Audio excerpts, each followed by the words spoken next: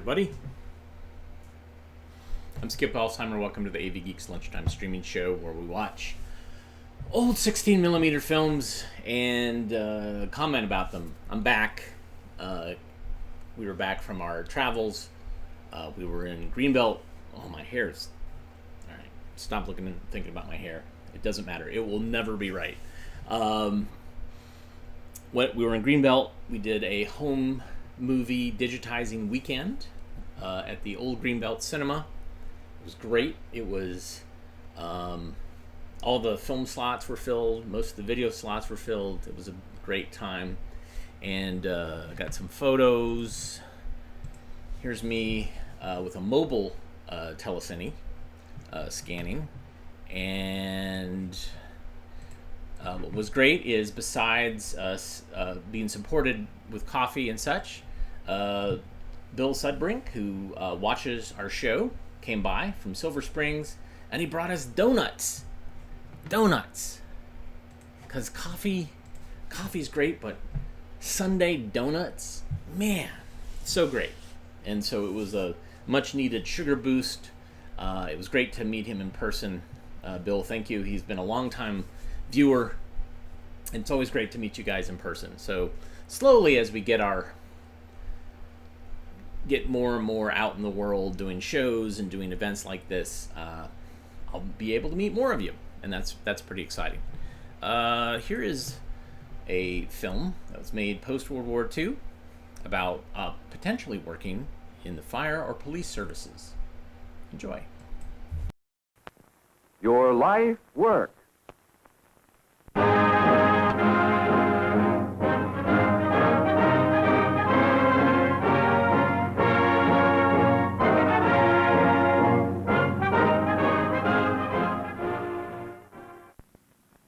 All over the country, wherever people live and wherever they go, crime. The other is fire. Together, they destroy many lives and cost billions of dollars. For preventing and fighting fire and crime, we have special departments in every community. There are thousands of persons in fire and police work, and recruits are constantly being added to the ranks. But only those with certain qualifications are accepted.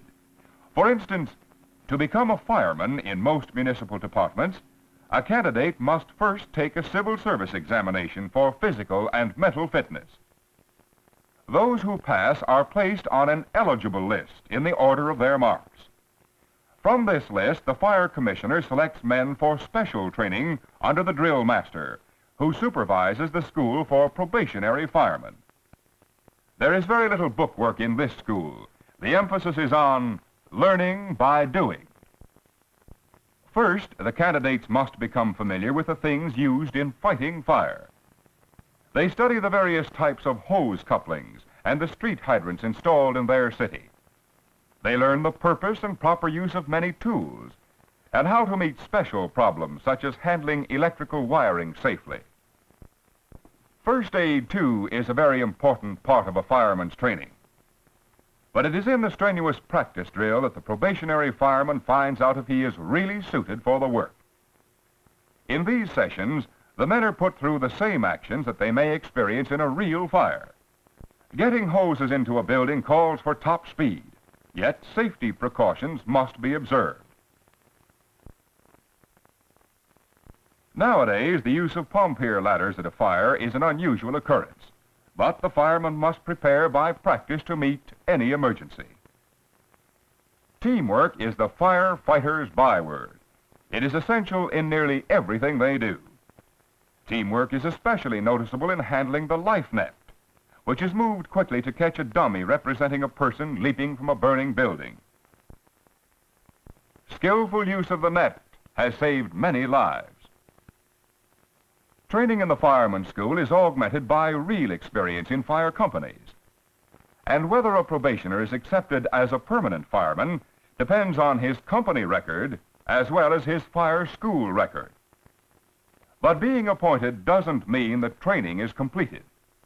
While waiting for calls, the men have practice drills, including a so-called brain drill, in which they test each other on the location of streets and hydrants.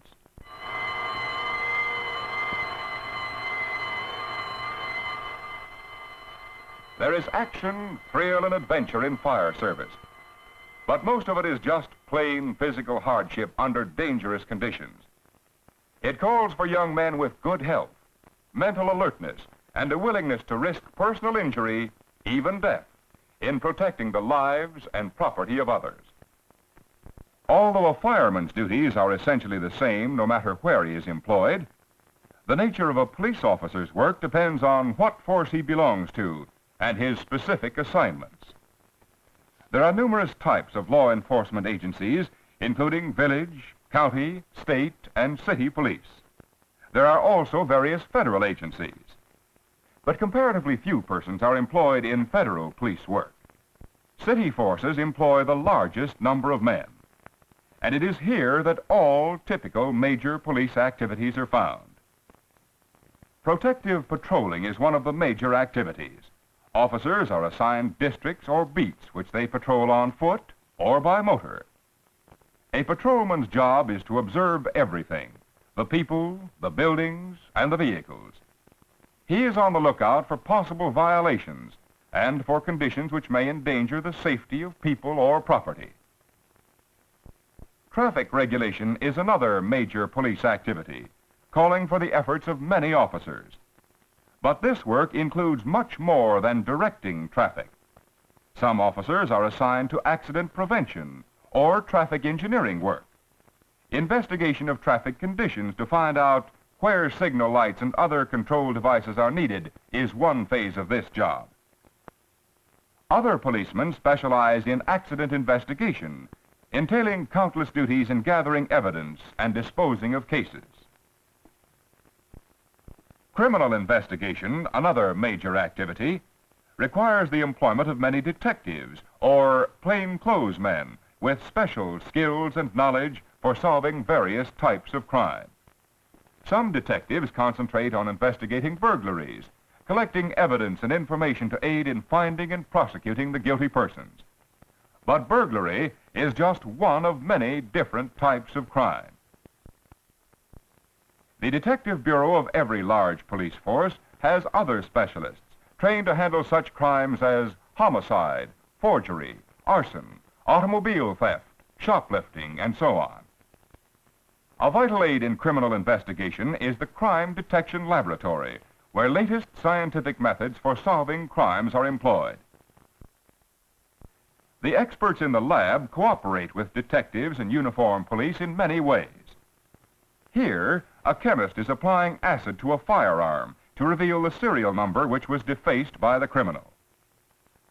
Firearm identification experts use comparison microscopes to check bullets recovered from bodies or at scenes of crimes with test bullets fired from confiscated firearms. Microscopic or chemical analysis of seemingly unimportant things such as dust, stains, and fibers often provides the solution to crimes. Fingerprints on file in the Records Division are compared by fingerprint experts with those found at crime scenes. And here, too, is another major activity, utilizing and keeping track of thousands of records on fingerprints, complaints, reports, arrests, warrants, and other essential material. Civilians, as well as officers, are engaged in this work. In some police departments, the records are kept close to the central communication equipment.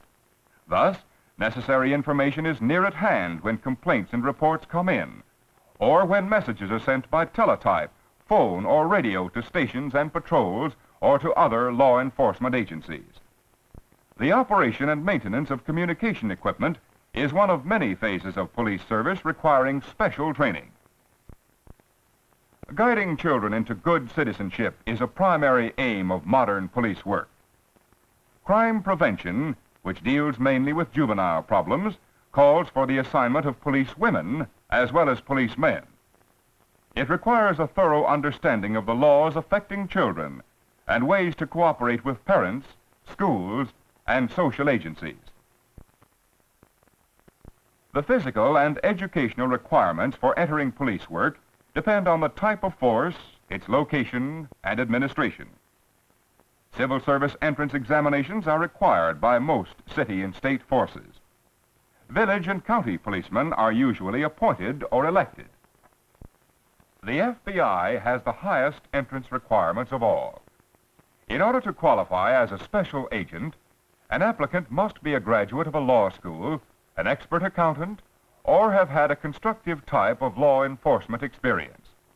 Nevertheless, the FBI has a long waiting list of eligible men ready to take the intensive course of training for which this force is noted. In other police forces, there is a great need for persons with training superior to that gained in most in-service police schools. Several universities now offer courses in police science and administration for those who wish to make police service a career. And certainly police work offers a splendid opportunity for a worthwhile career. Only through the employment of persons with real aptitude and training can the criminal's toll in life and property be reduced. Crime must be fought just as fire is fought, by those who are suited to and trained for the job. If you are interested in fire or police service, investigate the one you wish to enter.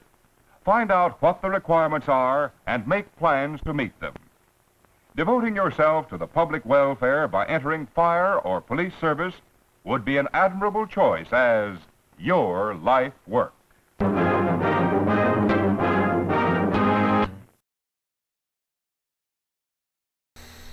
So they don't have a your life's work for an AV Geek, so I had to figure that out on my own. So one of the things that was clear in talking with people, they wanted more films about oscillators. They wanted to know more about oscillators. That and Wankel engines, and unfortunately I have not found another Wankel engine film. I'm actively looking for more Wankel engine films, but I do have this film about oscillators, so enjoy.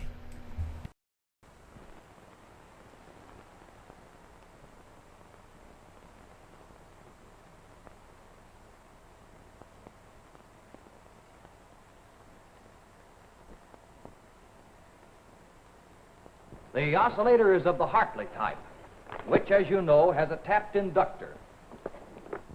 In the Hartley oscillator, and again in the Colpitts, the tank circuit is directly coupled to the tube. It's important for you to know the tuned plate, tuned grid oscillator, but neither this circuit nor the reversed feedback type of circuit is used in receivers. In these circuits, the voltage fed back from the output and applied to the grid of the tube must be approximately 180 degrees out of phase with the voltage existing across the load impedance in the plate circuit of the amplifier. The oscillator signal is combined with the incoming signal in the mixer or first detector stage. A signal voltage is produced which is equal in frequency to the difference between the incoming radio frequency and the local oscillations. Confusing, isn't it? Well, what he's been trying to explain to you are the devices used to produce oscillations. And they're not so tough, really. Take that clock, for instance. The pendulum is oscillating. Looks dull? Well, remember the swing at the picnic? That was more fun. And the swing was an oscillator. Pendulums and swings aren't the only things that oscillate. Electric current can oscillate too. Let's borrow a section of the professor's diagram and make ourselves a circuit. We'll start the alternator turning. This causes the current to flow back and forth in the circuit. These are electric oscillations.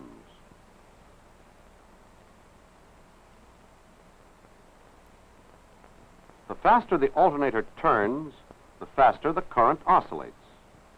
But the rotor, like the swing and the pendulum, is a mechanical device and can go only so fast.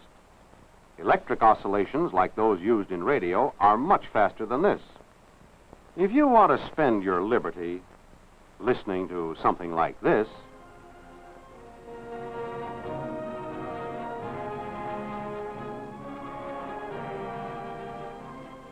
you have to have about 1 million current oscillations a second. Or if you want to watch some television, you must have around 50 million oscillations a second. And no mechanical oscillator can respond that fast. Now, the trick is to get the electric current to move without using a mechanical oscillator. So let's get rid of the alternator and put a charged capacitor in here.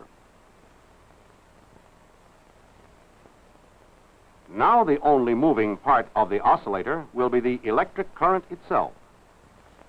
Here, the size of the plus and minus signs will represent the amount of charge on the capacitor. This circuit is the heart of every oscillator and is called a tank circuit. Back and forth, just like the swing.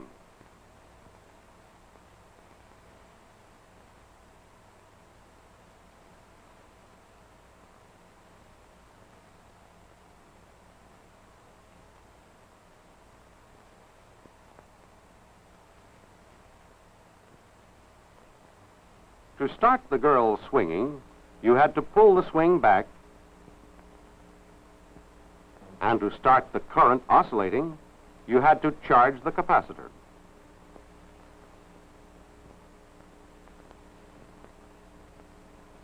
When the girl started to swing, she didn't stop at the bottom. She kept on going. And in the tank circuit, the same thing happens. When the capacitor discharges, electrons flow through the circuit and build up the opposite kind of charge on the plates of the capacitor, just as the girl's momentum on the downswing carries her up the other side. As the capacitor discharges, a magnetic field is built up around the coil. Some of the stored energy from the capacitor is transferred to the magnetic field. After the capacitor is discharged, the energy stored in the magnetic field acts to keep the current flowing. This puts a reverse charge on the capacitor. Now the capacitor will again discharge, and this will happen over and over again.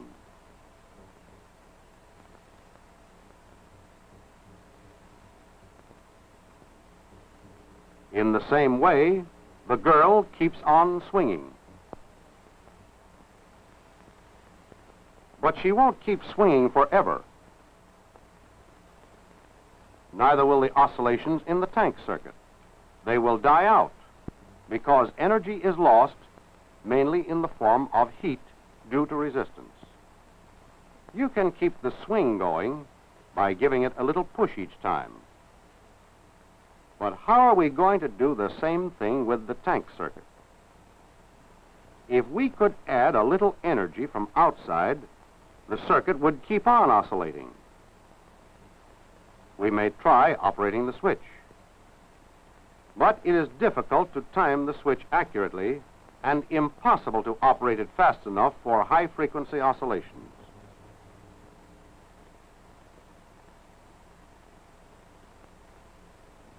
So there is the problem.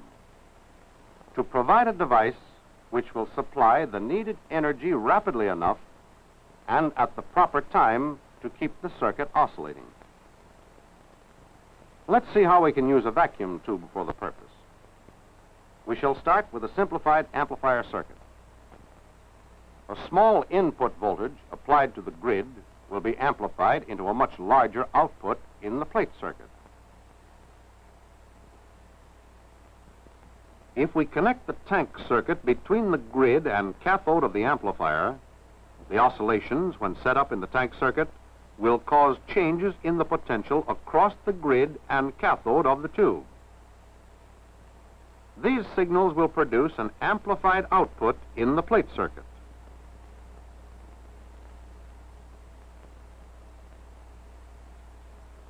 Some of this energy can be used to supply the energy needed to keep up the oscillations in the tank circuit. Since the changes in the flow of current in the plate circuit are controlled by oscillations in the tank circuit, the timing is perfect. But our oscillator is not a very stable one. To make clear what is wrong with it, let's go back to the swing. You don't have to push a swing all of the time. At the top of each swing is enough. In our oscillator circuit, energy is supplied to the tank circuit during a large part of each cycle. This provides more energy than is required. It is equivalent to giving too much push at each swing. To prevent this, we use a grid leak, which controls the amount of energy supplied to the tank circuit. To show how this works, let's look closely at this part of the circuit. During part of the tube's operation, electrons flow from cathode to plate and from cathode to grid. Electrons collect on the plate of the capacitor that is connected to the grid. The grid becomes negative and stops the flow of electrons in the plate circuit. With the plate current cut off, the charge on the capacitor leaks off through the resistor. When the capacitor loses its charge, the grid is no longer negative, so electrons again flow and the action is repeated. Now we have a kind of switch. By controlling the frequency with which we open and close this switch, we can supply the exact amount of energy needed by the tank circuit.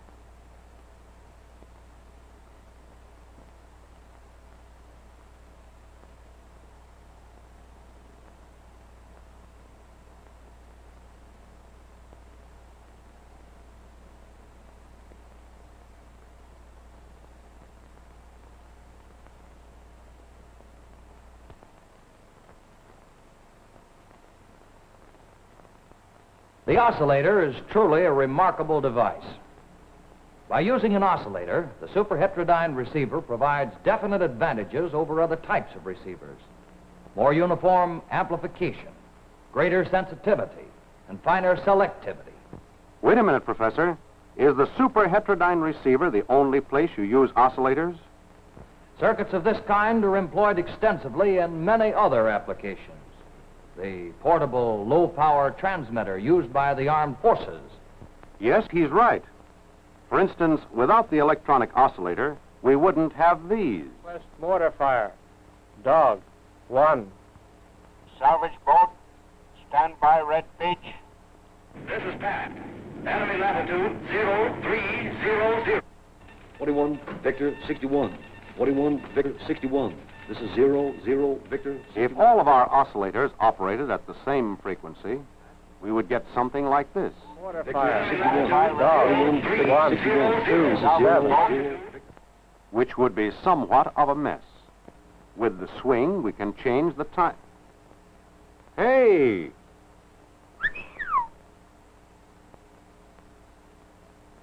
With the swing, we can change the timing by changing the length of the swing rope. The shorter the rope, the shorter the time of each swing.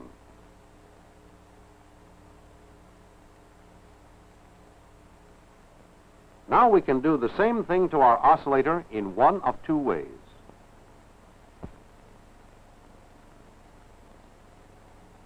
We can change the size of the capacitor. A smaller capacitor means a smaller charge, and a smaller charge can be discharged in less time.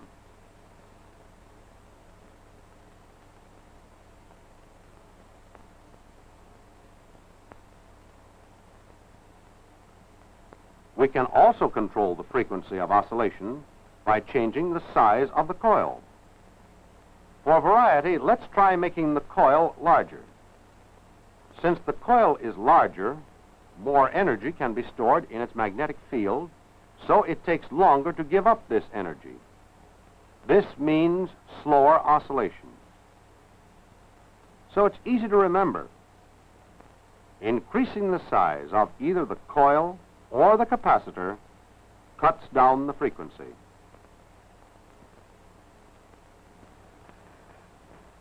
Are you through with us yet? Yes, I guess that's about it. Let's get out of here. I'm tired of being an oscillator.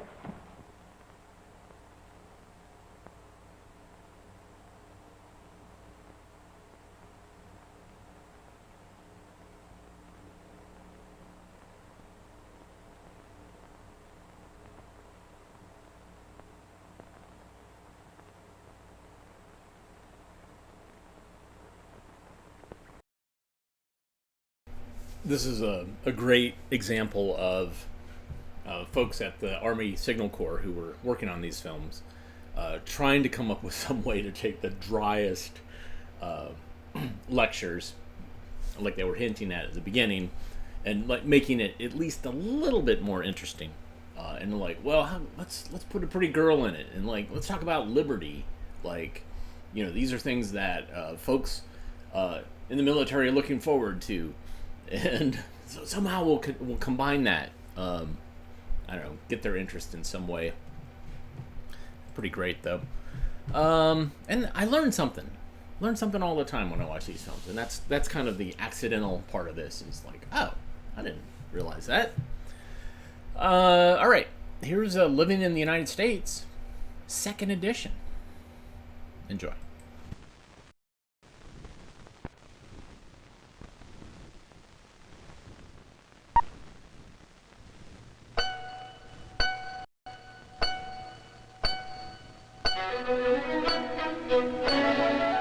The New England states,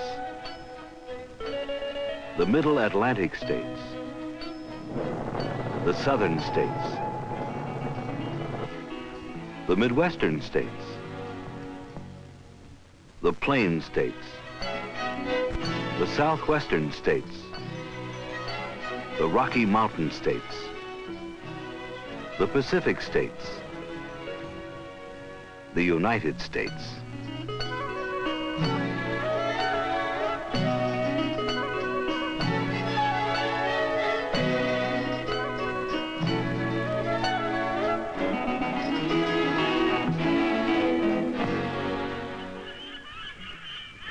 The New England states, birthplace of a nation. We're the early voyagers across the Atlantic, the Pilgrims, Plymouth Rock, Plymouth Plantation, beginnings in the New World.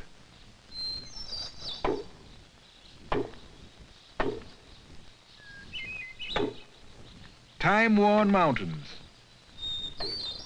lakes and wooded hills, the sea, industrial beginnings in America.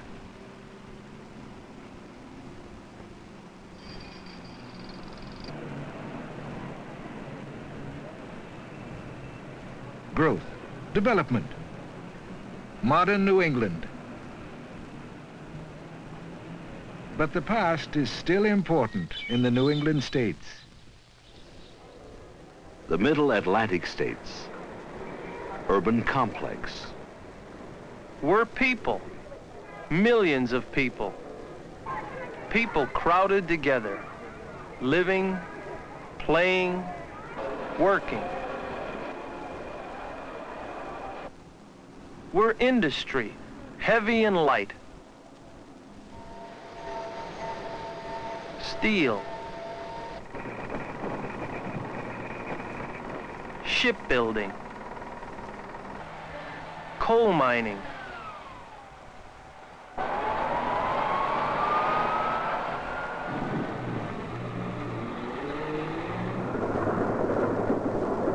we're movement, mass movement,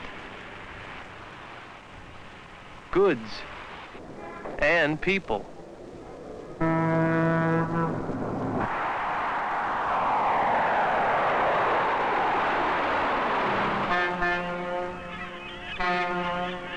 We're government. We're commerce and trade. But mainly we're people. Millions of people in the big crowded cities in the Middle Atlantic states. The Southern states, historic lands, new ideas. Tradition. We're tradition in architecture, in history, an agricultural past, and an agricultural present. Mechanization, specialization, food processing, cotton, and textiles.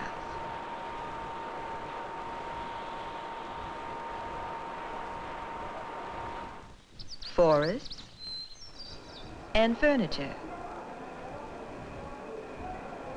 Wood pulp and paper. Resources that grow and resources that are mined. And from them, chemical processing.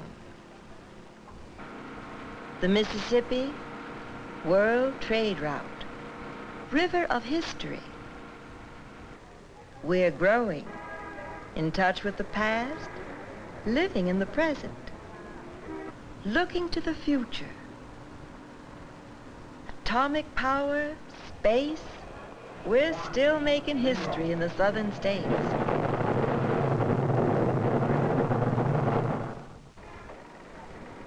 The Midwestern states, the nation's heartland. Chicago. Marketing, transportation, industry.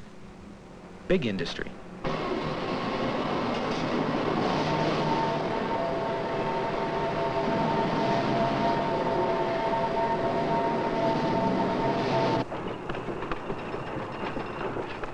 Goods on rich farmlands, crops, cattle, dairy products, farming and industry, transportation and marketing, commodities bought and sold. It all works together here in the Midwest.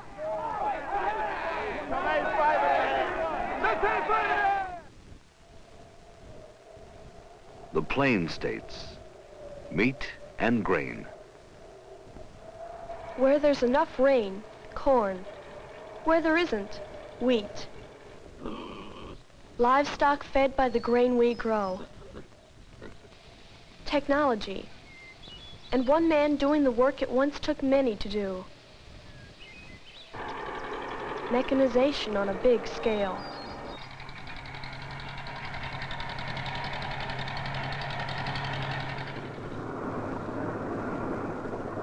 Movement to market. To the cities for processing.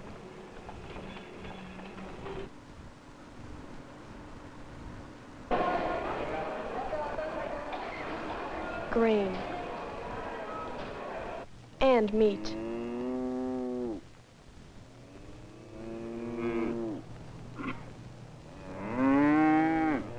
We feed the nation with meat and grain from the Plain States.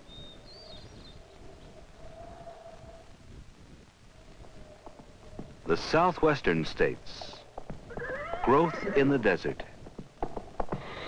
First, we grew on cattle, and then on oil. And we grew a lot.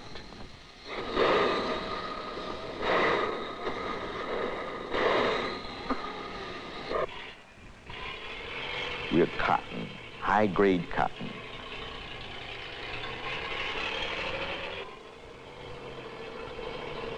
To help it grow in dry country, irrigation.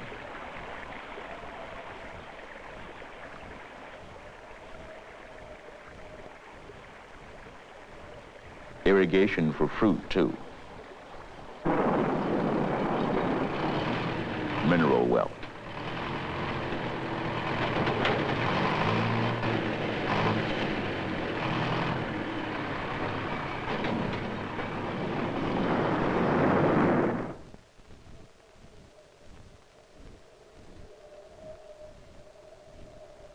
Spectacular land for touring,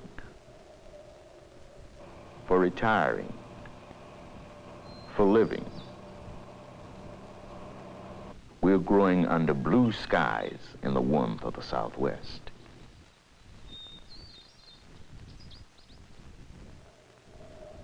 The Rocky Mountain states, changing frontier lands. The mountains. What a treasure we have. What a rich resource. Historic barriers to travel, barriers no more. Strange and beautiful lands.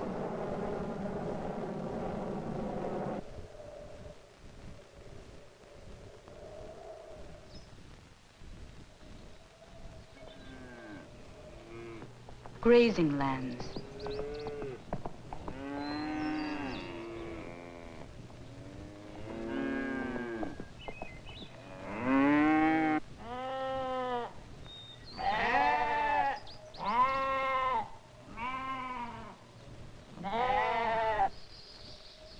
Forests on the mountains, and minerals inside them.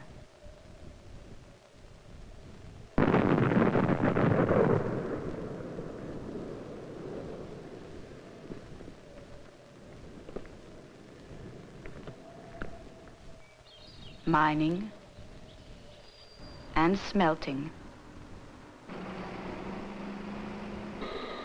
Oil and refineries. Streams rushing down the mountainsides to give us power for homes, for industries, irrigation for crops in these dry but rich soils of the Rocky Mountain states.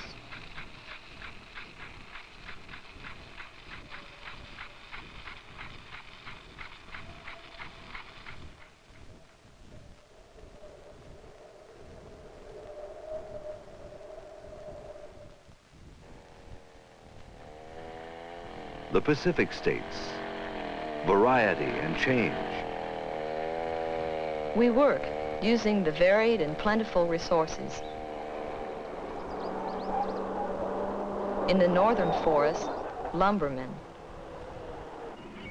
On the sea and rivers, seamen and fishermen.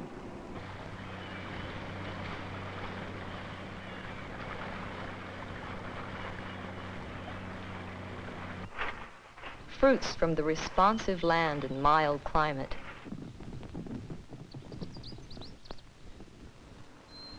We irrigate. Water from dams and dams for power. The Pacific coast with its weather, vacation lands.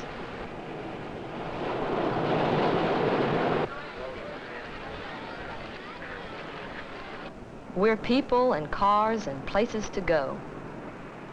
We're big cities all around the Pacific, north from Washington into Alaska.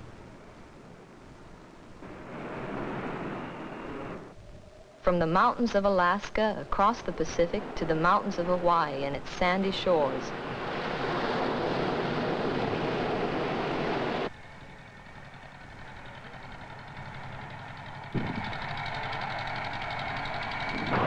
We're travelers, and we attract travelers from all over America to our Pacific states.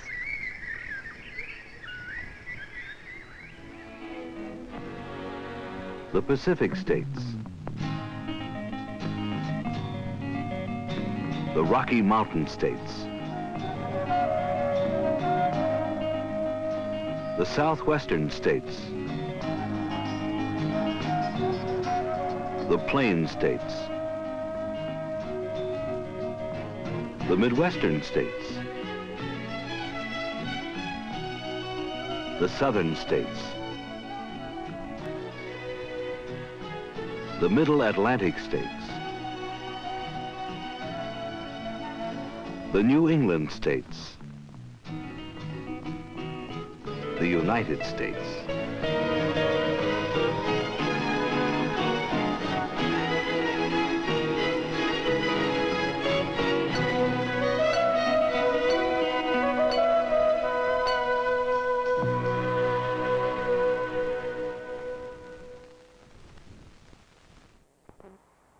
Oops.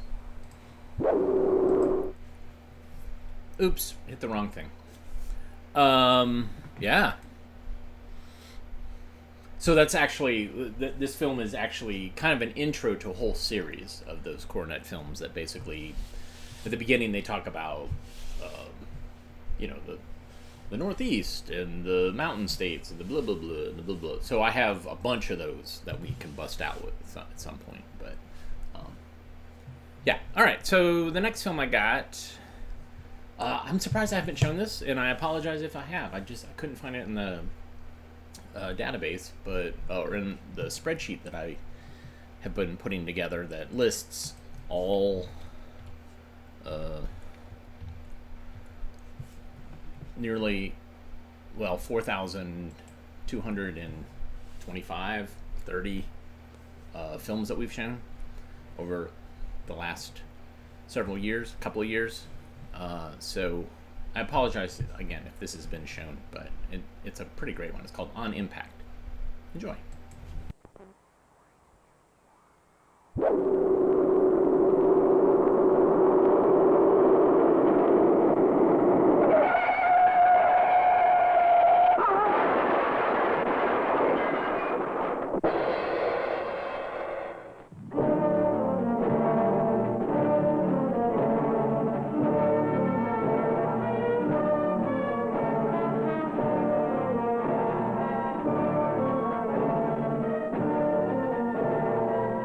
What you just heard were two accidents.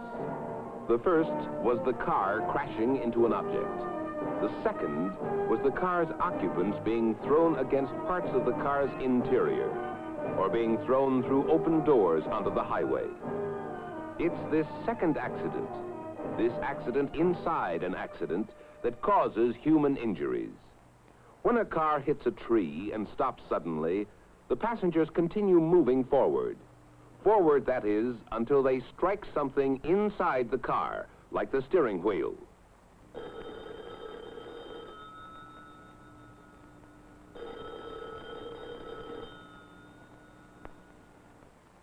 Doctors, automobile designers, policemen, researchers are vitally concerned with their problem of crash injuries. Actually, automobiles have never been safer. Based on miles traveled, accidents have declined 57% in the last 20 years. Yet accidents continue to happen because human error can't be completely eliminated. The problem is this: 38,000 persons are killed each year and 1.25 million injured. The question is, what can and is being done about it? Here is Dr. Russell Harris, who was called out last night to treat the injury case you witnessed. This morning, he and his wife are on their way to the annual convention of the American Medical Association. Dr. Harris is particularly interested in the part of the convention that concerns crash injuries. He knows that researchers working with doctors and policemen have studied thousands of actual accidents and compiled revealing statistics about what happens to people inside a car that crashes. But he wants to see and understand it in more detail from the scientific exhibits he will see and the medical papers he will hear. To find out specifically about the extent of the problem, he and John O. Moore, Director of Crash Injury Research at Cornell University Medical College, go onto the actual convention floor to see Lieutenant Frederick McGuire. Dr. Harris asks how critical crash injuries are to the armed forces. Well, about 1/3 of all our hospital admissions are due to motor vehicle accidents.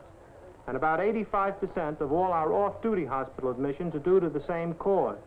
And these men, when they do get on the sick list, spend an average of 42 days there. In the Korean War, for example, we took up on the sick list twice as many Marine Corps and naval personnel due to motor vehicle accidents than were placed there because of enemy action. From reports like this, Dr. Harris obtained a clearer understanding of the problem involved, its immensity, its total effect. Then he asked about the all-important Cornell statistics on crash injuries and how the statistics are collected. Mr. Moore explained that to collect the facts, doctors and police in states all over the nation carefully study thousands of individual accidents and make detailed reports to train Cornell researchers. Then Mr. Moore took Dr. Harris to Sergeant Elmer Paul of the Indiana State Police, one of the groups that makes crash injury facts available. Sergeant Paul explained how the reports were filled out at the local level. This is the vehicle report the trooper completes about crash damage, collapse of structure. He also lists the causes of the injuries. Then we have the medical report, which the physician completes, the actual injury itself. As the talk continued, Dr. Harris satisfied himself that the crash injury statistics were as valid as they were vital. Then, at the Cornell booth on the convention floor, he asked, Well, Mr. Moore, how would you sum up the practical results of your work in facts and figures? Well, Dr. Harris, I would attempt to do it this way. When the passengers are thrown out of the vehicle, 54% of them suffer a moderate to fatal grade injury. But when the passengers remain inside the protective body of the car, the percentage of people suffering moderate through fatal grade injuries drops to 24%, less than half. In other words, you're twice as safe if you stay inside the car during an accident. Then Dr. Harris asked if staying inside the car was enough. How do people who remain inside get hurt? Well, Dr. Harris, we've found that 40% of all drivers who are hurt by being thrown against the steering wheel, suffering primary injuries of the chest. About 38% of the passengers in the right front seat are injured by contact against the instrument panel. Mr. Moore explained that using these recent findings, automobile safety engineers work to develop devices to protect the passenger in the event of an accident. Specifically, the engineers work to reduce injuries from the parts of the cars singled out by the Cornell statistics: the steering wheel, the instrument panel, or by ejection from the car. Here, for example, is a new steering wheel being tested in the laboratory. And crash padding for the instrument panel. After years of laboratory tests, the devices were tested in actual and violent crashes at the test track. Engineers here are putting electronically wired dummies into cars that will be crashed together. This will be a typical intersectional crash. This car will be hit on the front quarter by the car coming down the track.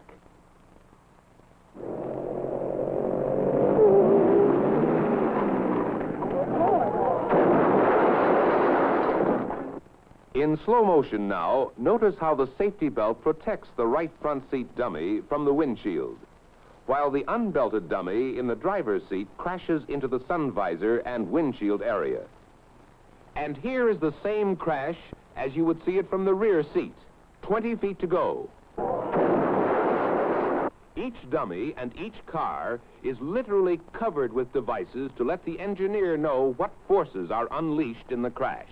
Here is a crash into a barrier.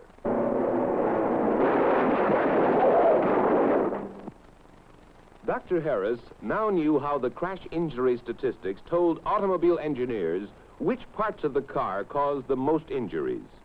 And he could see how the engineers used the statistics to develop the new safety devices.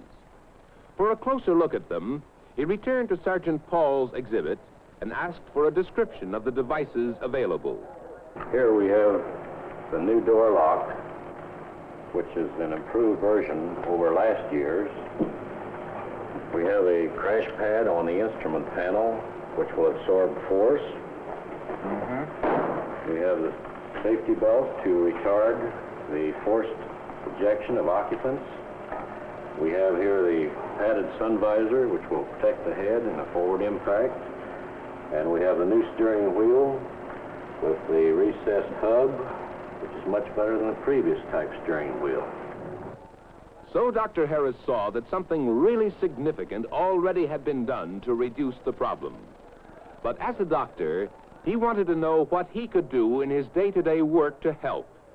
To get the answer, he sought out Dr. Fletcher Woodward, chairman of the American Medical Association's official committee on medical aspects of automobile injuries and deaths.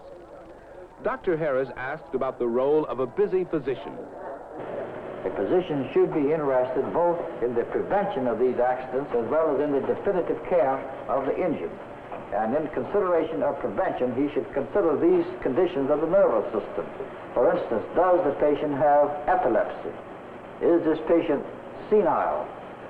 He should also consider the question of his cardiovascular system. These things are all important at times in the causation of automobile crashes. He should also be very careful as to the types of drugs that he may prescribe, especially the drugs so commonly used today, the tranquilizing drugs and the antihistaminic drugs. These drugs at times may interfere with driver's skill. He should also consider the question of the special senses, For instance, vision, peripheral vision, central vision, and the other special senses, particularly hearing and the question of vertigo. Another thing that he should pay particular attention to is if a patient asks him, "Doctor, am I fit to drive a car?" Well, Doctor, this is the type of information I've been hoping to find at these exhibits and here at the convention. At the special medical symposium on automobile crash injuries, Dr. Harris heard 11 papers that dramatized the firm resolve of American doctors to play an increasing role in the progress being made. And he heard the automobile industry commended for its major contribution to that progress. Finally, he heard Dr. Woodward propose the formation of a national foundation, like the Polio Foundation, to coordinate the work of all groups interested in reducing highway accidents, so that still more knowledge can be gained and more progress made. Then Dr. Harris went to the Ford Scientific Exhibit, where he saw solid examples of the progress being made by the industry to reduce highway injuries and death. And he heard a report on a speech given by Henry Ford II at the National Safety Forum in Dearborn, Michigan, when the 5 safety devices were first introduced. Furthermore, we wish to announce that all of the Pioneer safety features and the specifications and design of those features developed by Ford Motor Company are to be made available to any automobile company that wants them. Well, to me, this is pretty solid evidence that these people mean exactly what they say. Yes, and those devices are based on design criteria that was gathered by police, physicians, and researchers cooperating in local communities just like yours, Dr. Harris. Now, tell me, Mr. Moore, do you have any statistics from the field on the effect of these devices? I mean, do they actually reduce injuries in case of accidents? Yes, for the first time since these protective devices were introduced last fall, we can state clinically that the severe crushing injury to the chest of the driver has been reduced by 1/2 by the safety steering wheel. The new safety door locks have significantly reduced the frequency of door openings during impact. In fact, in non-overturn accidents, some designs have reduced this occurrence by 60%. We have the same trend from seat belts. The energy-absorbing instrument panel and visor padding are having a marked effect in reducing the frequency of the lacerative type injury of the face and head. In our opinion, if we could suddenly equip all 50 million of the vehicles on our highways with these properly engineered devices, the safety steering wheel, the safety door lock, the seat belt, and the instrument panel and visor padding, we could expect to reduce by 1/3 the crash injuries we see. This would mean that 1/2 million persons annually would escape injury, and the great proportion of all of our deaths would be reduced to recoverable injury. Well, that's very encouraging. But what about the future? Where do we go from here? The future will be written tomorrow, next month, next year, and on and on. It will be written by the many hands of progress, inspired by dedicated and inquisitive minds, by the researcher, the physician, the policeman, the automobile engineer, and most importantly, by you, the driver, the one with the most to gain.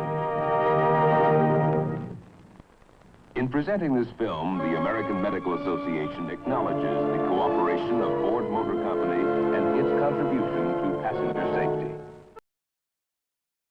The future. What will the future bring? The future. Well, we are, having lived in the future, we know what it brings. It brings us seatbelts that go across us. It brings us airbags all over the car. It brings us different types of bumpers. All that stuff is kind of interesting to see what has come up. And certainly I have seen some devastating crashes on YouTube or Instagram or wherever, where cars are flipping over and people are getting out. and are not hurt, which is phenomenal. So there is advances in that regard. So thanks for tuning in today. It's happy to be back, seeing everybody live. It was a really rewarding weekend to be able to work with people to digitize their home movies and video. It's also amazing stuff. And people got to see stuff that they hadn't seen or hadn't seen in 30 years. So that's part of our mission. It's like what we like to do is we certainly like to showcase what we have in our collection, but we also like to help people see stuff that's been locked away in a format that they don't have access to. So, yeah. If you like what you saw, hit the thumbs up button, as always, or the like button, or the subscribe button. You can also hit the super thanks button and donate a little bit of moolah to us so we can pay for new screwdrivers. This is a very old screwdriver, but we need new ones. And that's what going to ko-fi.com/avgeeks or patreon.com/avgeeks. It goes to buy coffee and supplies that we need around the house. Yeah. So we'll be back again tomorrow, Wednesday. And I'm all not working yesterday, or spending all day driving yesterday kind of threw off my calendar. So we'll be back tomorrow. And we'll talk to you about some cool stuff. And we'll show you some cool stuff. And yes, it's happy to see you all, and we will see you soon.